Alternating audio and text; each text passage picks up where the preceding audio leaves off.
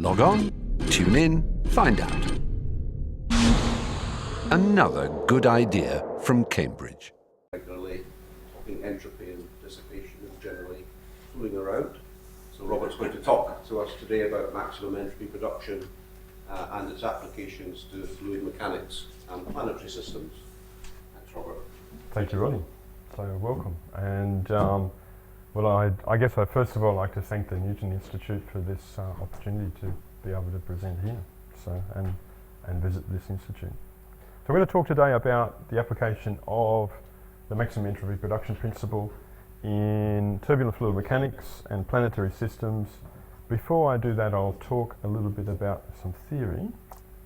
But even before that, I'll just give two quick advertisements. First of all, I'm co-editor with Valerio of a special issue in Earth System Dynamics that's been organised by Axel Clyden on the topic of thermodynamics of the Earth system.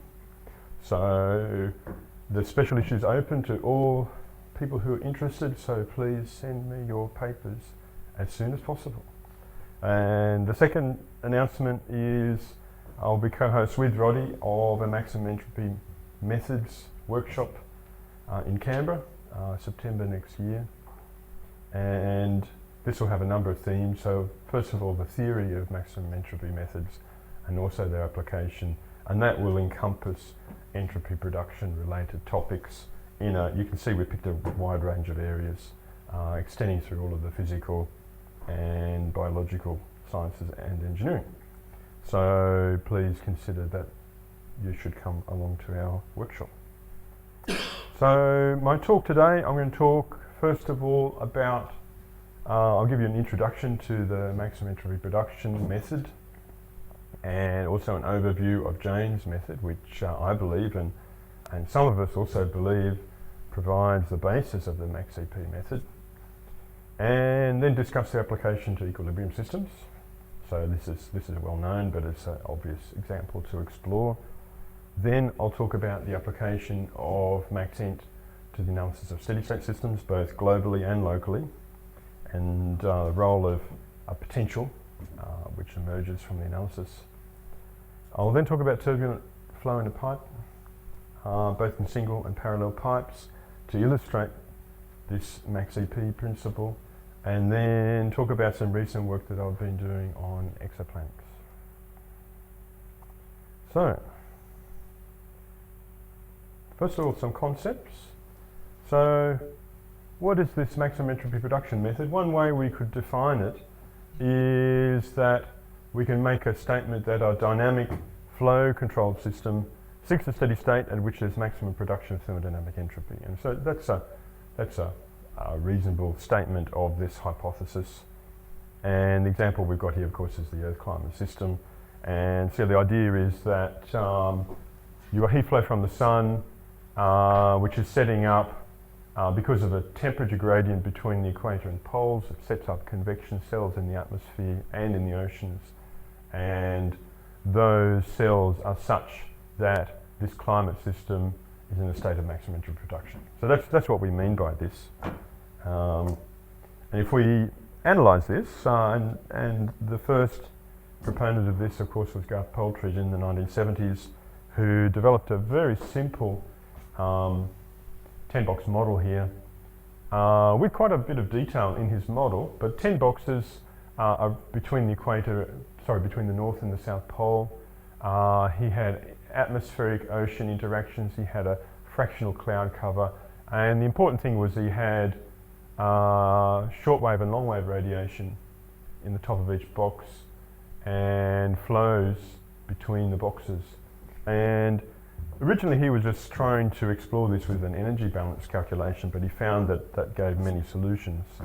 And so what he hit upon was to choose the heat fluxes between the boxes such that the whole system maximises entropy production. And then lo and behold, he came up with these predictions. I'm sure you've seen, or many of you have seen these graphs previously. So predictions for the temperature with the latitude. The dots are actually his model. The observational data are the dashed line. So temperatures, fractional cloud cover, and meridional heat flux, which reasonably match observations. So it looks like something very interesting. There's no dynamics in this model at all. So that's the important thing. Since that time, other people have applied this to other systems. And so an even simpler heat transfer system is, of course, the Baynard cell. And when you plot the entropy production against a critical variable, in this case it's a Rayleigh number, you see there's some sort of transition point at which the system undergoes a transition between a conduction-only mechanism and convection, so heat transport by convection, and the entropy production takes off at that point. And so in this range here, we can say there's a transition to convection which is associated with high entropy production. Similarly, Philip Meeseman in Netherlands has looked at some biological systems, and these are very simple marine systems where nutrients are raining down from above, and all the system's doing is transforming those nutrients into waste. And again, once you have some sort of critical gradient, in this case it's expressed as a chemical potential gradient, then there's a transition at which the entropy production increases dramatically, and this is associated with biological processes rather than purely chemical processes. And so it appears as if this MaxEP principle is something that unites many different fields. So that's, of course, my interest, and the interest of all of us who are in this field is that this is something that looks like something quite universal. But we still need to ask the questions, well, where does it come from? When can it be applied? Are there exceptions? Are there situations in which we really shouldn't be applying it? And so now I'm going to talk quickly about analysis of probabilistic systems. So I'm going to consider a generalized system like so, where you've got a system surrounded by the rest of the universe, and there may be a porous boundary between the system and the rest of the universe, so things might be moving across this boundary. That's okay. But the important thing is that system contains discrete entities, and these could be anything. So they don't have to be molecules, they could be vehicles on a road transport network, or they could be biological organisms, or they could be social, the social scientists will call them actors, so social actors. So it doesn't matter. My argument here is that this principle can be applied to all of these types of systems. And so James in the 1950s advocated this maximum entropy method, where you find the entropy of the system and you maximize that subject to the constraints on the system, and then you obtain some description of the system. This actually fits quite nicely within the framework that was developed for thermodynamics, which is a much older framework by Boltzmann and Planck, which I'm going to call the maximum probability principle. So we're maximizing the entropy subject to the constraints, so it's the same working methodology, but the interpretation of that is we're trying to seek the most probable description of the system. And the argument is that hopefully the system will be in its most probable state. Of course, there are exceptions to that. They're the same thing, Robert? We can spend more than an hour discussing this point. These are different, Right. but in the common type of system that we consider, the system we can describe the probability of the system by a multinomial distribution, in which case the entropy that you get will be equivalent to the most probable position. But there are exceptions, and one of the most notable exceptions, of course, are Bose-Einstein and Fermi-Dirac systems. You need a different entropy function to analyse those, and that's been well known in physics for 80 years. So in fact, in part of my career, I've looked at some of the different combinatorial systems. So this is, I don't want to go into that. I'm going to consider that these two are the same, but we should keep in mind that they may be quite different. So, how does this work? So now, this is the point where I introduce some equations. So what this is, the alphas here are just an index. So this is, I'm going to call this the alphth type of probabilistic system. So this could be any type. As long as this entropy function is applicable, then all of the mathematics will be the same.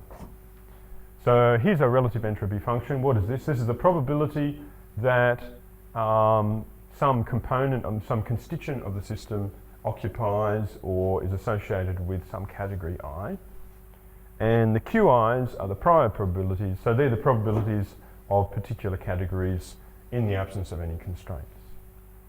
And we maximize this subject to some constraints. Of course, there will almost always be a normalization constraint, and there may be some other constraints which we normally represent in this form, so usually in the form of moment constraints. It doesn't rule out the existence of other forms of constraints, but this is the most common one we consider.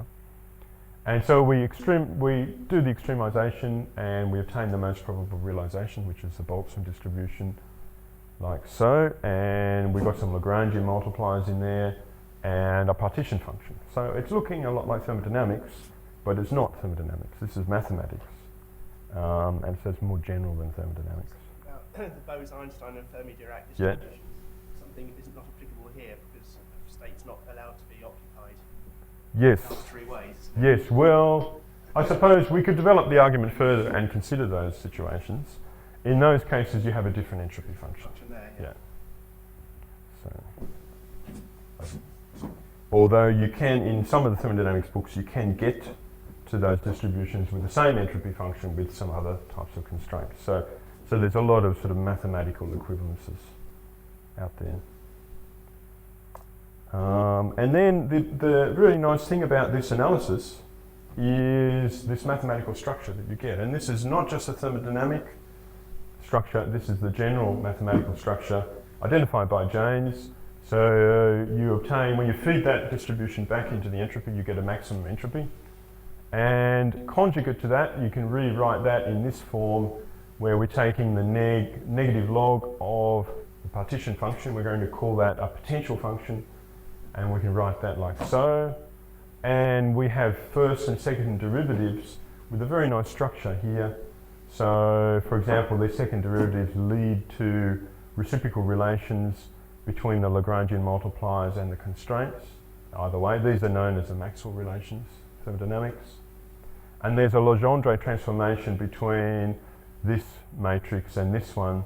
So we can describe the system in terms of the entropy as a function of constraints, or as the potential as a function of the Lagrangian multipliers. And we can interchange between those two descriptions. And so what does this potential function mean?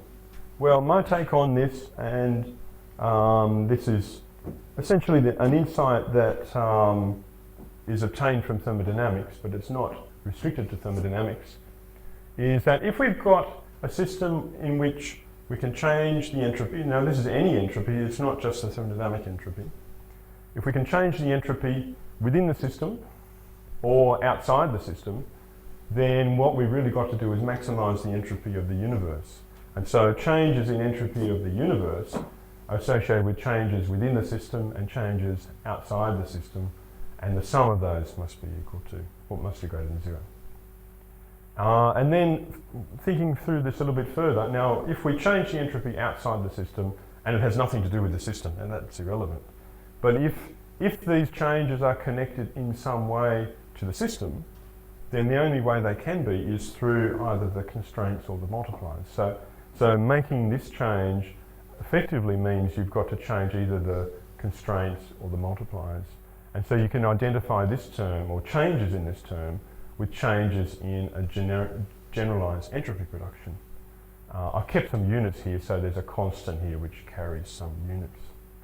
And then we can then interpret our potential, which is defined as this. This changes in the potential are negative changes of the entropy of the universe.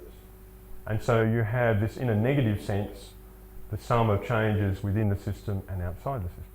And so we can see that this potential is behaving in a in fact the same way as a free energy concept. But it's applicable to any system, it's not just a thermodynamic system. And so by minimizing this potential, then we can minimize this alpha entropy of the universe. And so if we're in a situation where we can vary the constraints, or we need to consider paths along which the constraints can vary in a mathematical space, then we've got to minimize this potential rather than maximizing the entropy. And that's exactly what Gibbs did in thermodynamics. That was his insight. And I'm going to apply that insight here. So a thermodynamic system, the probabilities are probabilities of particular energy levels or volume levels or whatever. So it's probabilities associated either with each molecule or with each system in an ensemble. And we apply constraints in the form of mean values to the whole system or to the whole ensemble. And then there are the two different flavours here of an individual system or an ensemble of systems. But in either case, the mathematics is the same and we obtain the equilibrium position of the system. And so if we just do a quick example, we've got a system with molecules allocated to energy levels, but I've corrected for pressure here, so these are actually enthalpy levels, and there's a mean enthalpy associated with the whole system as a constraint. So we go through the formalism, we obtain a probability, maximum entropy, and a potential, and we can see that in this case, this potential is given by the Gibbs free energy divided by temperature. And so changes in G on T are associated with changes of entropy within the system or changes of entropy outside the system. And we can call this the increment of entropy produced.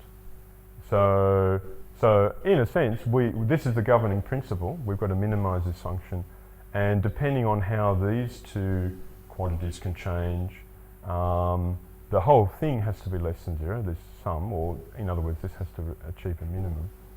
So we can maximise both of these quantities or maximise one and minimise the other, provided that the driving force is such that the one that's being maximised exceeds the one that's being minimised in an absolute value sense. So this is just thermodynamics, and this is the basis of the Gibbs free energy concept. Although the insight here, we're finding that this is a G on T rather than G by itself. Gibbs made the assumption that temperature was constant. So that was the one extra thing that he added to this. So in general, we have to minimise a potential function, which is known actually as the Planck potential. So Max Planck used this in preference to the Gibbs free energy. Gibbs's contribution was that he multiplied this by temperature because he was thinking about available work and other things that engineers are concerned with. And so he developed this quantity in energy units rather than entropy units. But that's the basis of thermodynamics. And so anyway, so you can see it works in thermodynamics, but the thinking here is that we can apply this type of analysis to other types of systems. And I'm going to contend that if we do that, we can dramatically simplify systems analysis, because we're not trying to describe a system in a dynamical point of view or using differential equations. We're just trying to describe it with a statistical point of view.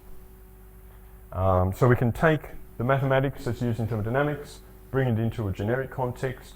We can look at new things or old things in new ways. Maybe there's a possibility of model closure, for example, in fluid turbulence, and that's one of my interests. The caveats, of course, though, and it's the same as in thermodynamics, is that this is inference. You get a description, it may not be what you observe. Maybe you've left out a constraint, so maybe there's something wrong with your analysis. Alternatively, maybe dynamically it can't physically achieve that most probable state. So maybe there's some other dynamical restriction that you're not aware of. The second thing, of course, is that you discard all unnecessary information, and including details of the dynamics. And I know physicists don't like this, but it's interesting reading the history of Boltzmann, and when he presented his analysis of, basically analysis of velocities of particles in a gas, and he had the same problem. The reviewers were saying, well, you're leaving out the physics. So, but his argument was, well, I don't need the physics, so I don't have to put it in. So we're going to have these same arguments again in this new context. So now I'm going to talk about steady state flow. And so the argument here is that we can analyse a steady state flow system with the same methodology, applying constraints and maximising an entropy But in this case, we've got a different entropy function, so it's not the thermodynamic entropy. We need to call it something else, but the methodology is the same. So Roddy, in the early 2000s, analysed a complete control volume, and the gist of it is essentially that you're analysing the flows, the instantaneous flows around this boundary, so around the control surface of the control volume, and your constraints are mean values of those flows.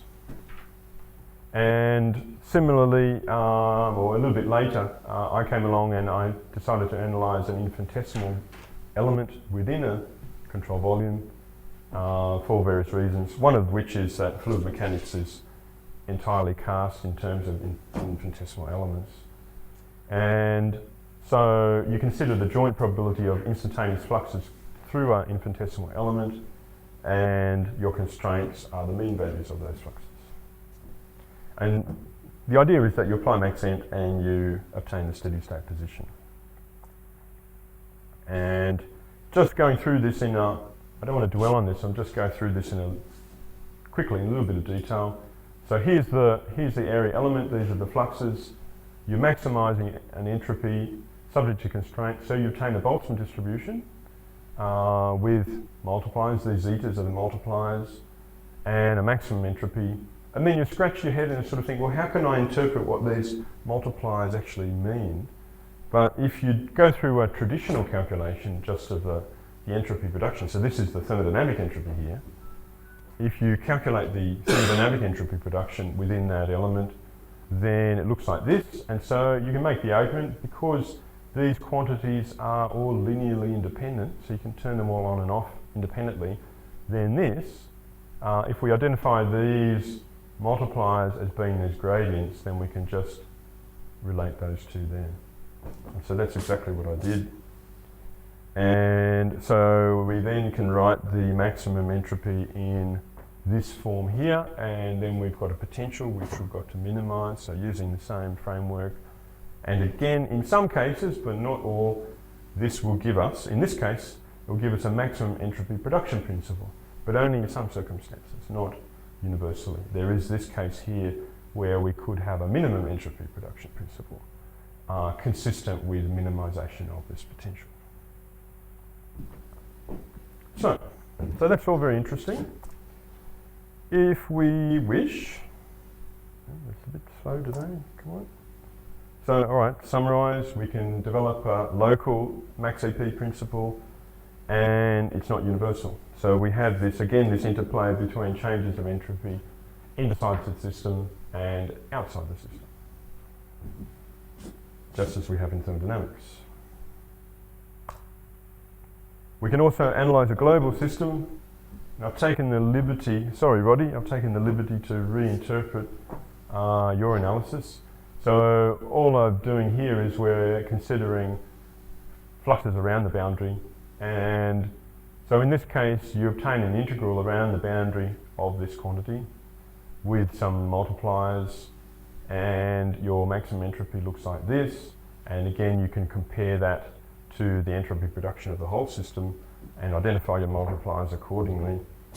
And if you do that, it just goes through in the same way, and you get a global potential that you have to minimise, and in some cases that will lead you to a max EP principle, but not all cases.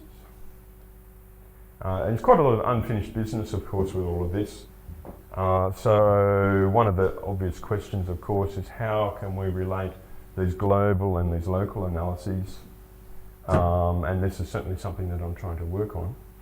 And another interesting question, somewhat related to this, but when we're applying a mean constraint, what does that mean? What does the mean mean?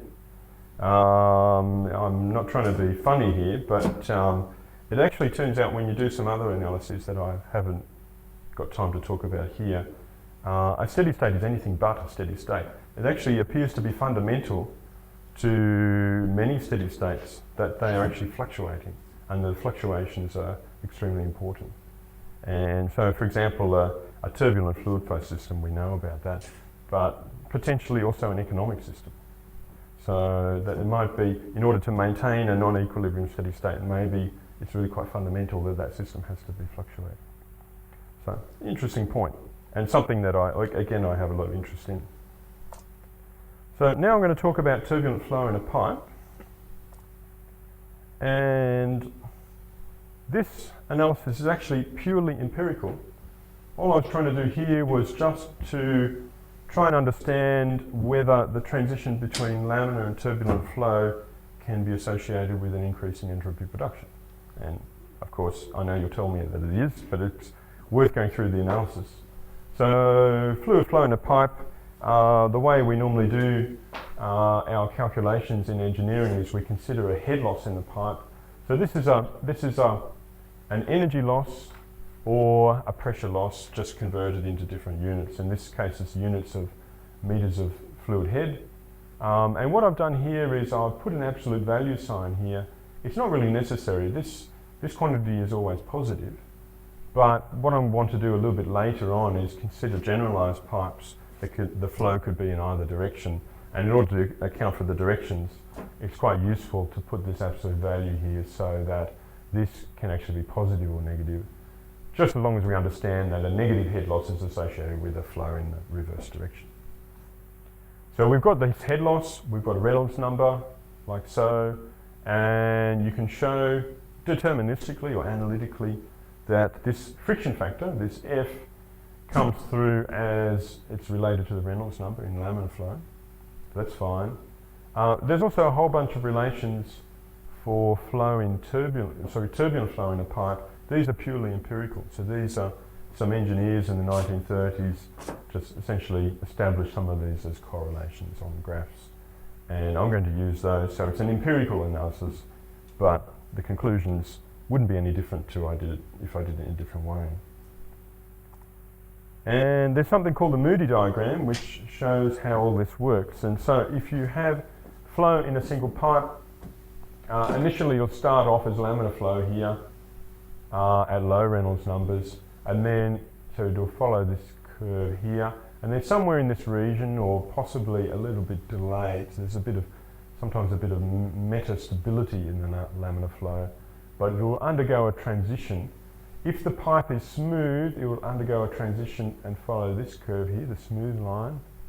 Or if there's some roughness in the pipe, then depending on the value of that roughness relative to the pipe diameter, it will then follow one of these curves along here. So this is how it all works. This is my second year fluid mechanics undergraduate teaching. So often, because engineers are fairly simple, we like to use power laws, and so here's a commonly used correlation for the head loss. I've just augmented this with its absolute values here. But essentially we're saying that this is what we would call an alpha power law. So this alpha indicates a flow regime. 1 is laminar flow, 2 is fully developed turbulence. X can also be a function of Q, and so you can end up with power laws that cover much of that spectrum. And you can write down the entropy production, although people don't normally do this, but this is the entropy production here. So it's really just given by the product of the head loss times the flow rate. I'm assuming isothermal conditions, which is reasonable. And we can also rewrite this in dimensionless form, which I haven't seen, but you can go through and just essentially by analogy, using these dimensionless groups, you have to come up with this dimensionless group. So you end up with a dimensionless entropy production as a function of the friction factor and the Reynolds number and this quantity here, which is a Galileo number, which essentially just relates to the properties of the fluid and the pipe. So it's independent of the flow rate. And if you multiply the product of this dimensionless entropy production by the Galileo number against Reynolds number, then lo and behold, we have a graph that's looking a little bit similar to some of the graphs we saw earlier, where we've got some governing variable here, and there's a transition. So laminar flow has higher entropy production along here, then there's a transition somewhere in this region, and then the flow will follow one of these curves, and at which the entropy production will be much higher than in laminar flow.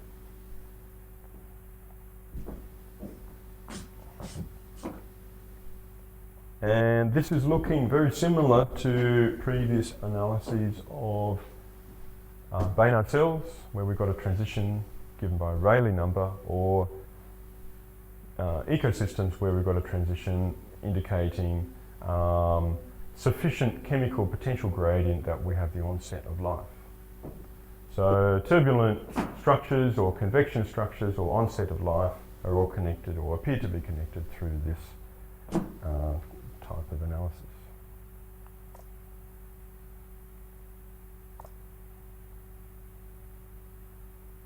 All right. That was single pipes. Things get a little bit more complicated when you look at parallel pipes. And you can see where I'm going. I want to consider a generalized flow network, but I'm not quite there yet.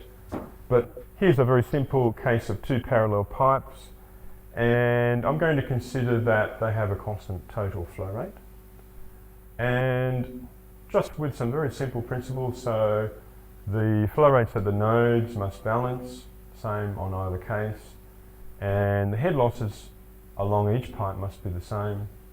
These are the equivalent of Kirchhoff's laws in electrical engineering, but just applied in this case to a pipe system. And in this case, I'm using parallel pipes. I'm going to make this substitution in here. We've got two equations and two unknowns, the two flow rates, and so we can just solve it. So it's deterministic. There's nothing magic about this. It will deterministically arrange its flows such that it meets both of those conditions.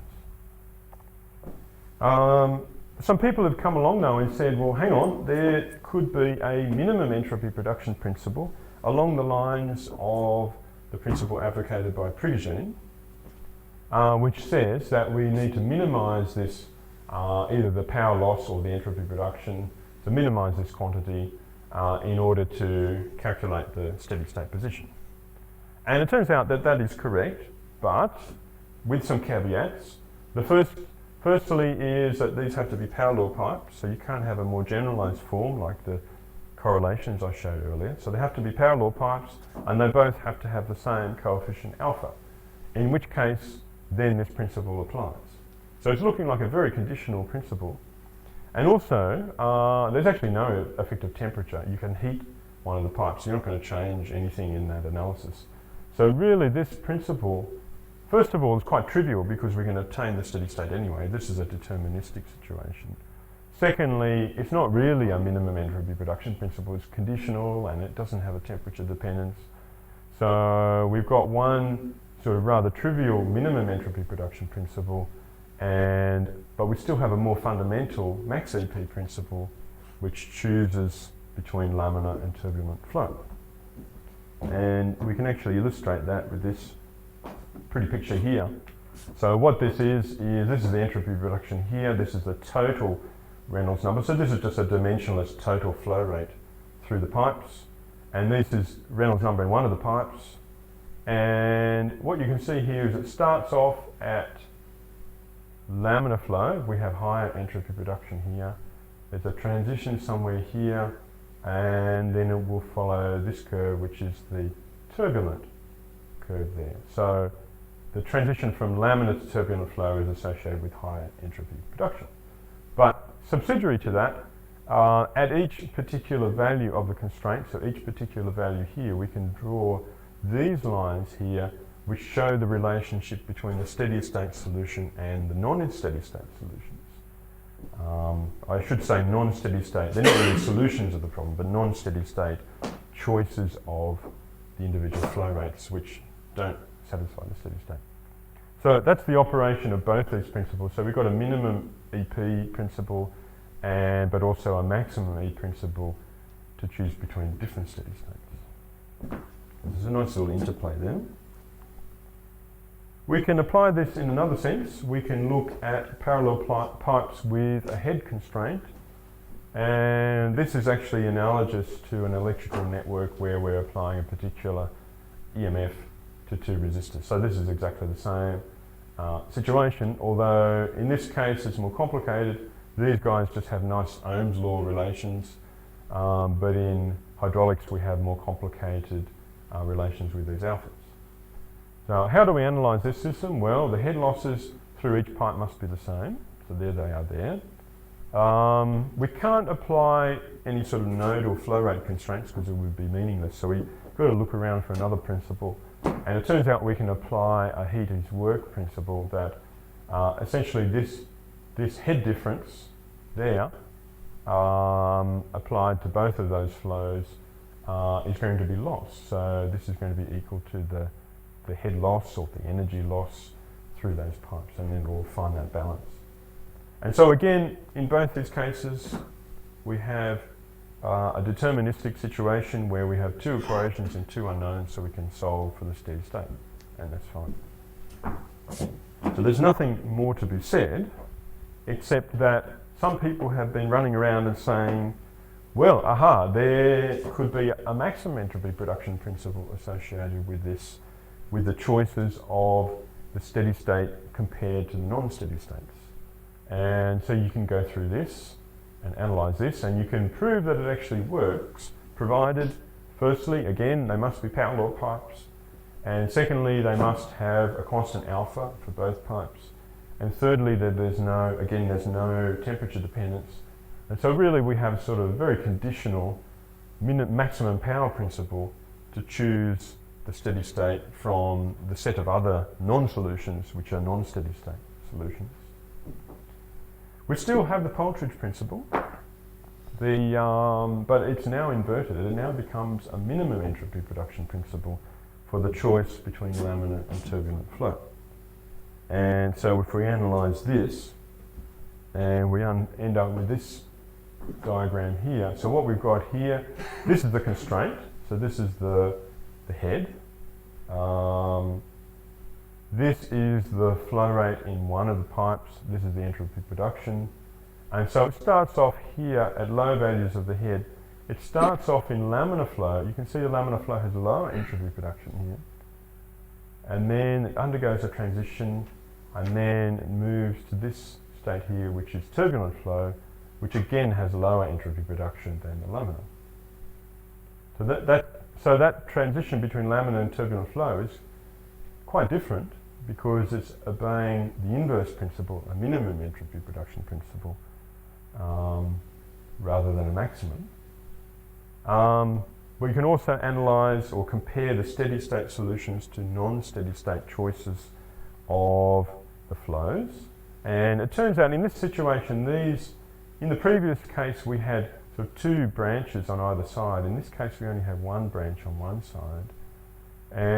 But again, you can see that at this particular steady state, we could choose other values of the flows, and they would be at lower entropy production compared to the steady state.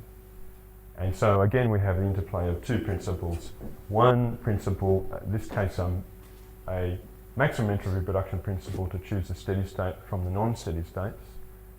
And secondly, a minimum entropy production principle to choose this steady state amongst the set of possible steady states.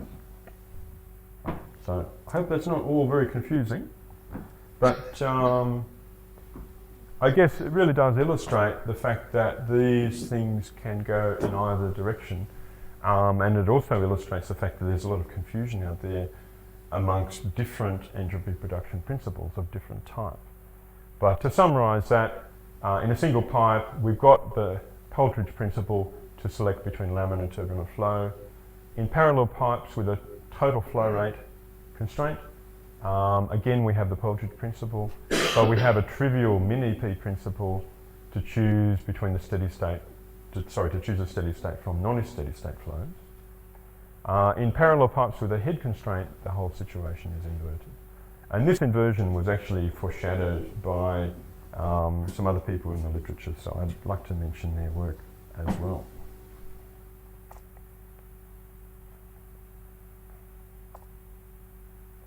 Okay, now we're going to talk about, I think I skipped a slide here, doesn't matter. Now we're going to talk about planetary climate systems. I guess this is the focus of interest of a lot of you here. So a bit of the history of this is that Poultridge developed some of these models in the 1970s.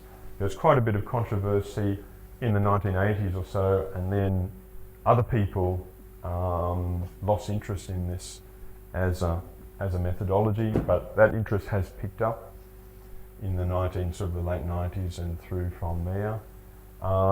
It turns out that, based on the work of Ralph Lorenz, that this MaxEP principle gives reasonable predictions, at least at the planetary scale, for the Earth and for Titan and for Mars. You won't see much published about Venus. If you actually try and apply things to Venus, you'll find that it's much less successful in the case of Venus. So this is an open question here. The question that I approach this, and this is some work that I've conducted with Hisashi Ozawa in Japan, is can we apply this MaxEP, if we just take MaxEP as our working assumption for the time being, can we apply it to extrasolar planets? And can we apply it to, particularly to gas giants in which there's no solid surface, or maybe there's a solid surface at great depth, but it's not something that's interacting directly with radiation. So we need a different model. And these extrasolar planets, there are many different types. So there's about 500 or so have been discovered up to now. And they use sort of names like hot Jupiters and hot Neptunes, and there's some people are finding some super Earths, or maybe they're more accurately described as super Venuses. The form of the data that you get looks like this. So essentially they shine usually a satellite at a star, and they obtain a plot of intensity versus time, which they can translate into an orbital period here. But it's all lumped together, you see. So you get the star and the planet intensity all lumped together. There's not enough spatial resolution to resolve the planet independently of the star. But you get a double eclipse, so you get the primary eclipse when the planet is going in front of the star, and then the secondary when the planet's going behind the star. And so all the observational data from this drop here in intensity, you can get information on the radius of the planet relative to the star. From this time lag here, you get information on the orbital period, and so on. You can also obtain information on the mass of the planet. And so the data that you get out of this kind of observation is actually quite sparse, except in a few very, very special cases. And in fact, a lot of the data, if the planet's not transiting, then you don't get this. So it's not actually going in front of the star, according to our observer from Earth, then you won't even get this amount of data. You'll get just basically a wobble in the star's intensity. So this is the form of the data, much more sparse than for solar planets. And so we implemented essentially just an even simpler model than the model given by Paltridge. And this is an upper atmospheric model only. So we're considering, so we divide the atmosphere up into boxes, so horizontal boxes, and we consider that there's short wave and long wave coming in or out of each box. We consider that this is sufficiently deep, that this lower boundary is such that it captures that all of the radiation is being captured in this upper atmospheric layer. So that's how we sort of intuitively define the base of this layer. We've got to make the assumption, or this is an added complication if there's geothermal input. So we're assuming that there's no geothermal energy coming from below.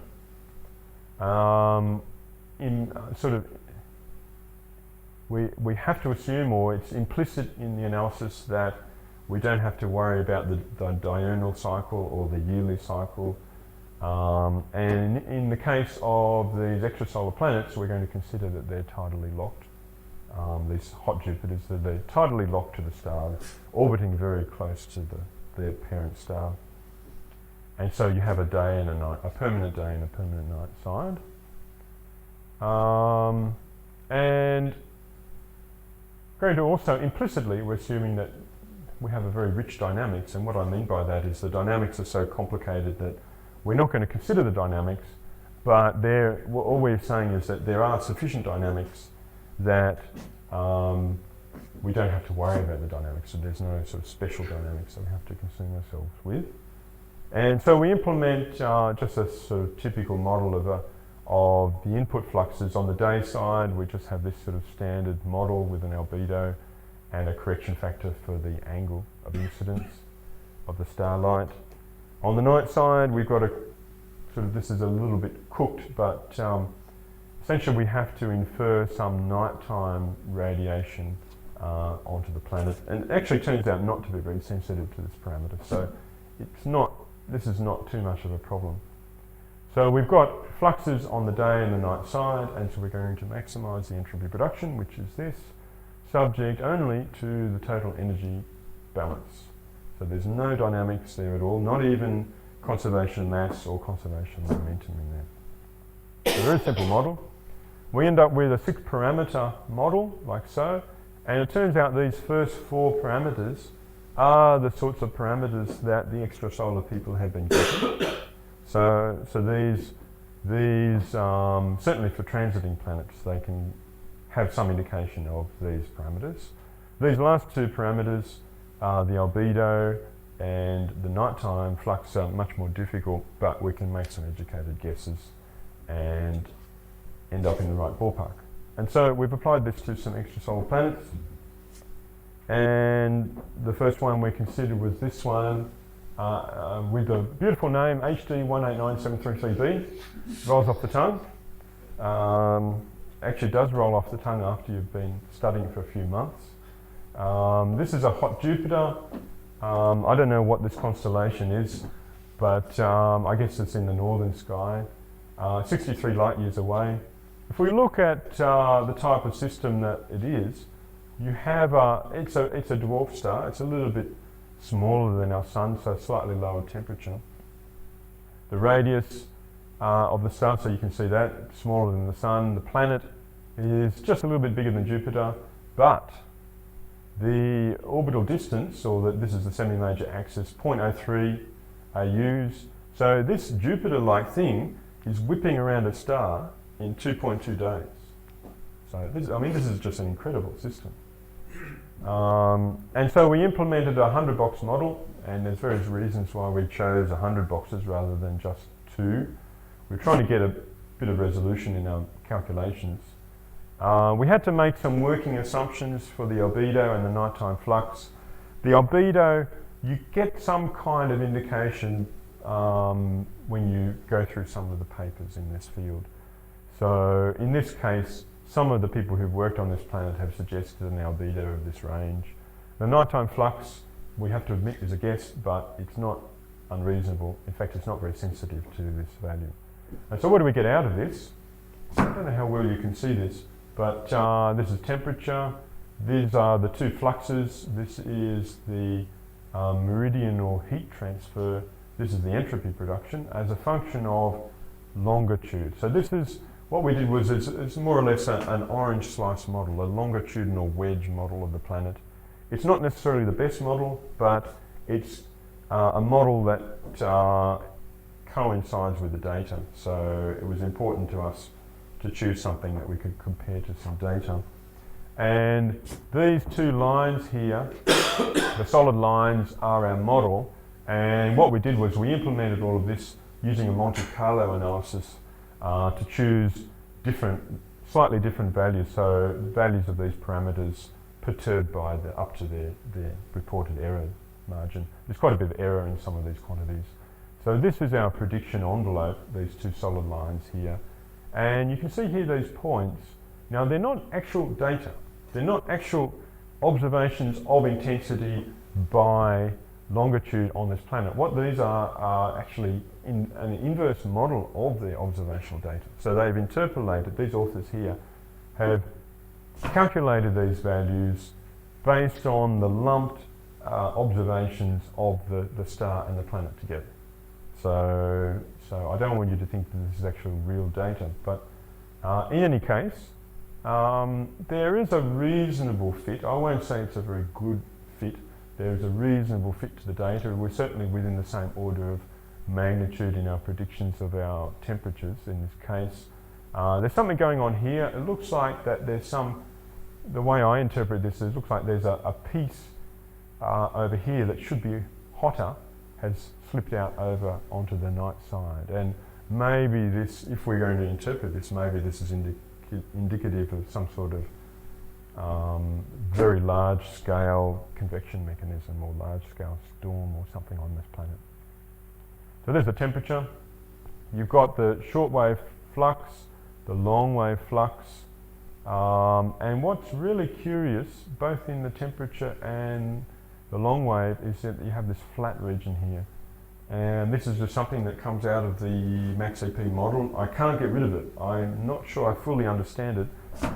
Intuitively, I would think that there should be a gradation here. Perhaps, now we didn't implement over the horizon transfer of energy. So perhaps if we did that, then we could smooth these curves in this region here. But I don't think it's really going to fundamentally change the fact that you have a flat long wave flux and a flat temperature on the night side. Yes? That's degrees longitude, is it? Yes. So where it's flat, is that the side that's That's the night side. So this is, sorry, I should have explained that. So this is this, what they call the substellar point, closest incident of the planet to the star, and then 180 degrees is on the opposite side. So, and then when you calculate the entropy production, and you really need something like a 100-box model to see this effect, you have this, what we can call a cat's whisker type of plot. So the entropy production is very, very high just on the inside of the day-night boundary where this temperature gradient is the most steep. And if you implement something like a 2-box model, then of course you just end up with a square wave here. So to get this sort of resolution, this is part of our motivation for implementing such a model. Okay, that's one of these planets. Another one is this one, which again rolls off the tongue, HD 149026b. We're going to have to give these things some names. But anyway, so this is more what you would call a hot Saturn rather than a hot Jupiter, but it's extremely hot. So you've got a star very similar to the Sun in temperature, but larger than our Sun. The planet is smaller than Jupiter, so it's more in a Saturn range. Again, it's orbiting very close to the star, so it's whipping around in 2.9 days. And when you go through the calculations, you end up with, I don't know how well you can see this, but you end up with this plot here of the temperatures. And there are some reported data, much more sparse than the data with that other planet. In this case, people have just reported what they think of the day and the night temperatures with some very large error bars on the values that they report. And again, I'm not saying this is a really good fit, but the dayside temperature between these authors and these authors, there seems to be a sort of an intermediate state which overlaps with what we would say is our nighttime temperature. There's no fit at all to what the dayside temperature, there's no fit at all to the night side, but so I have to try and understand that. The advantage of this model is we can predict things that are much less easy for the astronomers to predict with their existing approaches. So we can get plots out of the long wave flux and the heat transport around the planet, and also the entropy production. And I make the point here is that the predictions that we get are appropriate to the scale or the extent of the observational data. So, a lot of great things can happen in this field. So that really summarises what I wanted to talk about today. So in conclusion, first of all, I've talked about the MaxEP method and how it has been applied. I'll then also introduce the maximum entropy method of James and how this leads to this potential function, and then shown through the example of an equilibrium system that we recover the Planck potential, so free energy divided by temperature, and that is a general result, not just the equilibrium system I examined, but it applies in other equilibrium systems as well. So we can then take Jane's methodology and apply that to a steady state system. So all we're doing is maximising an entropy, but it's a different entropy, subject to constraints to obtain the steady state position of the system. And again, we end up with, spelling mistake. We end up with a minimisation of a potential, and so we recover a max E principle, but that's conditional. It only occurs in some circumstances. It's not a universal principle. Then I've looked at turbulent flow in a pipe just with a very simple framework, just using some empirical correlations that you find in the engineering literature. And you can show in a single pipe that we can say that the laminar turbulent transition is consistent with the max EP principle. But in parallel pipes, depending on the form of the constraint, either we have constant flow rate constraint and we do have a max EP principle, or alternatively we can apply a constant head constraint and we have an inversion of this principle, so it becomes a minimum entropy production principle. And there are also associated trivial opposite principles, but these principles are just to do with the choice between the steady state and non-steady state values, and so they're not actually very important. And then finally I've talked about exoplanets and the application of an atmospheric max EP model particularly to hot Jupiter planets. And certainly this last piece of work I see as being quite fundamental, and we'll be pursuing this further. Okay, I have a lot of acknowledgements. Thank you, and thank you.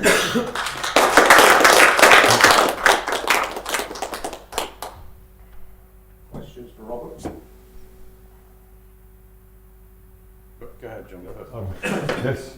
In your pipe case, you found sometimes it was maximising maximum production when you had the fixed work rate instead of minimum. Yes. Now, before that, when you were going through the more general formulation, you said in some cases and not others, but in that case you don't have the explicit work example to guide you, do you? So can you tell when you say in some cases, can you say what? Yeah, well, I mean, I guess the quick answer, but not very helpful answer, if I can persuade my very large document to move. Where was it here? Further back. Yeah, so the not very helpful answer is to say that if this change exceeds this change, then you will have a max EP principle. But alternatively, if this change exceeds that one, then you have a minimum EP principle, or you could have. But it's not very helpful because we don't really know what this thing is. Believe me, I'm trying to understand what this entropy function is, and can we sort of infer from a more first principle calculation, how do we get to the choice of the selection of the two principles? It's not trivial. But I suppose I could add to this. This equation here was given to us by Gibbs in the 1870s, and it wasn't understood until around about 1900, so it took people for 30 years to come to grips with it. And then, so prior to that time, and even in our high schools now, I don't know if the British system is any different to Australia, we teach our students in high school a minimum enthalpy principle, and we don't teach about entropy at all until they get to university. I don't know what you do here. So in the old days, they just had this minimum enthalpy principle, and that was it. But just as in the case of chemical reactions, what people had to do was actually go and measure these things and calculate them and tabulate the values of these things. So you can look up different chemical compounds, and now you can look up their delta G and their delta S and their delta H, and away you go using this framework. So it might be that in particular situations, maybe there's no real theory to tell us what these values are. Maybe we have to go and measure them in particular cases and tabulate them and put them in a big book, and then we'll be able to apply this principle in general. So again, just like we have in chemical thermodynamics, it might be that there's no easy way of getting to these quantities in a theoretical sense, and maybe we'll have to do it in an empirical sense as well, but using this framework. Yeah, I mean, I was going to follow on from that, actually. I mean, it is quite confusing. There looks to be a generality in what you say, and yet the application is very specific. So if you take the case of exoplanets, why do you think the max EP works? Yeah, well, that's a good question, and you know, that's given the front of this presentation, I probably have to justify my argument more clearly. In those particular studies, we're really just using it as a working hypothesis, and that's similar to all of the other max EP analysis of planets that you see out there. But this is something that needs to be explored further. I mean, why should it be a max EP principle for a planet? And could there be something else? Yeah, in that specific case, though, or maybe in the case of Earth, is it not possible? Not possible for me, but is it not possible for you? To work out why it becomes. Well, my intuitive understanding. Remember, in the pipes, the difference between the constraints. So if you have a constant flow rate, you have a max EP, and that's similar to what we see with the planet. We have a constant flow rate of heat, not of fluid, but of heat. We don't normally apply a temperature gradient as the constraint in a planet, but maybe there are planets out there that for some reason there's a temperature gradient constraint, in which case we should be seeking a minimum entropy production principle. So that would be my sort of hunch, but I don't have any sort of more solid grounding other than to say that that is the hunch. I was interested in the pipe example. Have you compared with observations or CFD analysis, for example? I need to do that. I need to do that, yes. So there are a lot of observational data out there, and I have looked at, for example, the Nicaradse data and that sort of thing.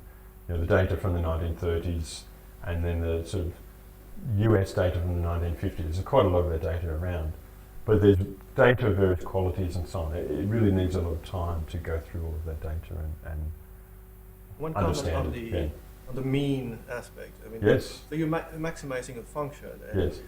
And actually, you're finding a maximum only, but there's uncertainty about this maximum. Yes. You could trickle down uncertainties from that. And in fact, the uncertainty is quite fundamental because we're allowing the quantities, the constraints to vary, either in time or in space or something like this. So it's actually quite fundamental to this analysis that is not deterministic, that those things can vary, and we're just using mean values, but we're aware of the fact that they can vary. So it's actually quite fundamental to this that they must be able to vary, that they're not just a fixed quantity. So yeah, I see this as it's a real philosophical question, and like for example, a planet, what happens to seasonality? So we have a mean value of an incoming flux, but we also have seasons and various other cycles, the diurnal cycle. How do we build all that into the analysis? I don't know, and so that's a really open question. Any other questions? Hopefully closed questions. Thanks. Thank Robert. Very interesting talk. Thank you.